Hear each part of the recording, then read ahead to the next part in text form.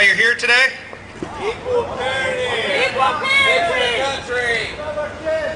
We love our kids. That's a good statement. We love our kids and we want to direct the care, upbringing, and education of our own children, don't we?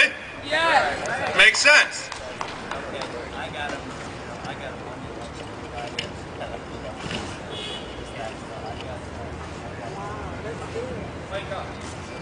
For those of you that received the press statements and have contact with the press, you'll know that the press statement is very easy to flow through, and I encourage you to send this out even after the event today to let them know that, again, parental rights need to be respected and protected by all. And I stress by all because that is the legislative branch, the judiciary, and especially parents need to respect one another's parental rights. It just makes sense, and we need to indoctrinate that into law and our Constitution. The Lansing, Michigan, where we're at here today, is the regularly scheduled time that we have every year for Equal Parenting Week. Legislators and family rights organizations are assembling here today between 11 a.m. and 1 p.m. on these East Steps in support of House Bill 4564 and House Joint Resolution NN, and to send a message to the rest of the Michigan House. The message? That parental rights should be respected and protected by all, including our legislature.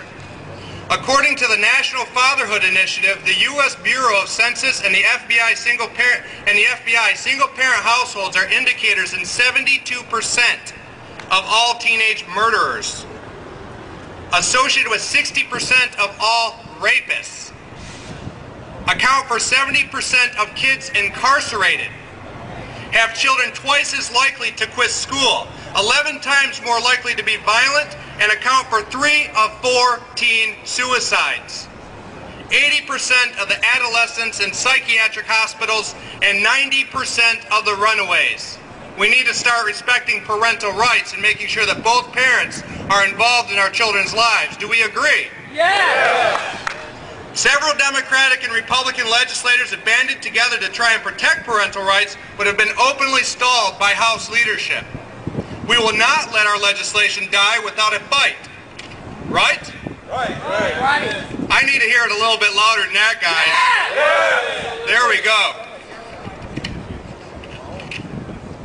Many of you knew Minister Ron Smith, who recently passed away September 5th, 2008. This was a life-changing event for many of us. For me personally, and we all need to take a moment and tell the ones that are important to us, our friends, our family members, that we love them and appreciate them. So just turn to the person next to you and shake their hand if you haven't met them, and let them know that we do appreciate their efforts and that we're going to continue the fight.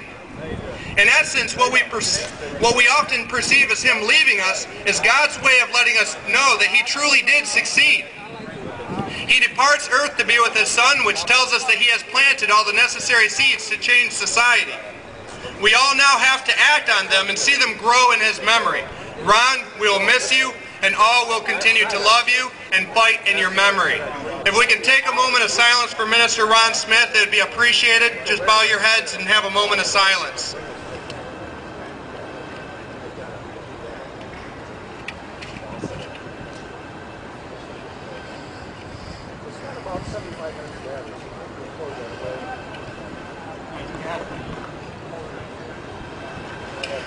Thank you, everybody. Thank you, everybody, for joining us here on the East Steps of the Capitol building for Equal Parent Week. First, they raised your taxes, and now they want to raise your children. Do you believe that? Yep. Michigan voters are prevented from voting to protect their parental rights. House Joint Resolution NN. Parents and legal guardians have a natural and fundamental right to direct the care, education, and upbringing of their children. No government action shall burden, abridge, or hinder this natural, fundamental right unless it is in furtherance of a compelling governmental interest and is the least restrictive means of furthering that compelling governmental interest. We can honestly say that today that the methods employed are not the least intrusive means. Don't you want to have the opportunity to decide who will make decisions regarding your own children?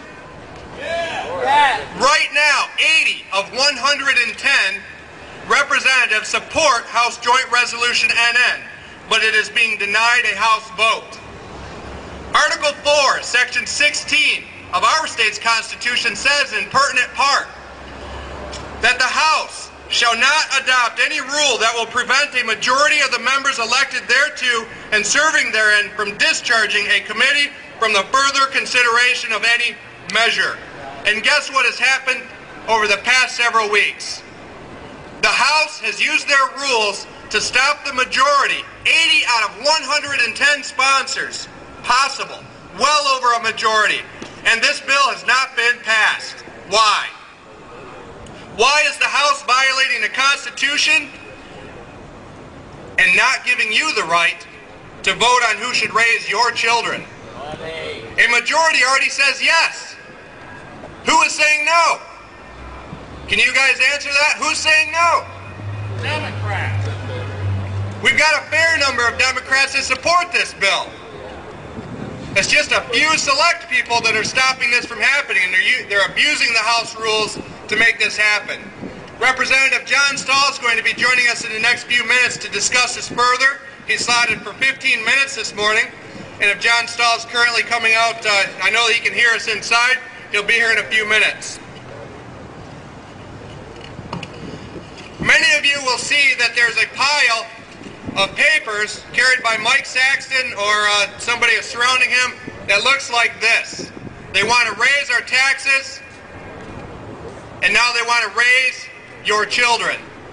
These are going to be passed out to each and every single representative today.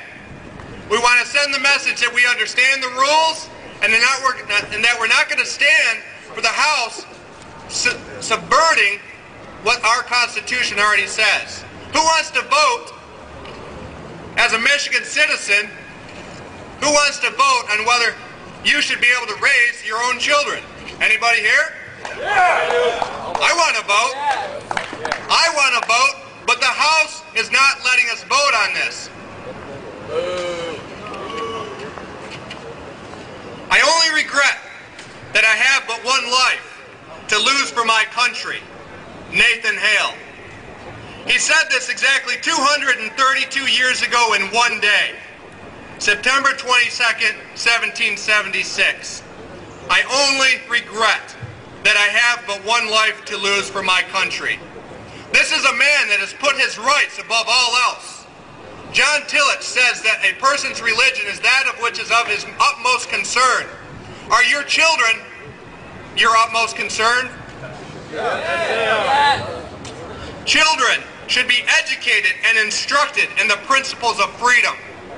John Adams, Defense of the Constitutions in 1787. It makes sense that John Adams said this because he had quite the insight. Because he would not allow public education to not teach children their constitutional rights. It's no surprise to me why the state wants to control educational decisions regarding our children. Because they don't want to instruct our children in the principles of freedom. Who here feels that it's your responsibility to teach your children? It is. Who here feels that it's your responsibility to direct the care of your own children? Who here feels that it's your responsibility to direct your children's activities? Why do we want the state to do this? We don't.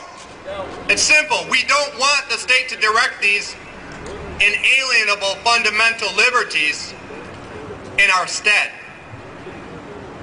How many people here today would like to be with their children right now? Why aren't you with your children right now? State ideological views have determined that you are not the best parent. The state has determined that they are the best parent. And we're here today to say, no way. No way.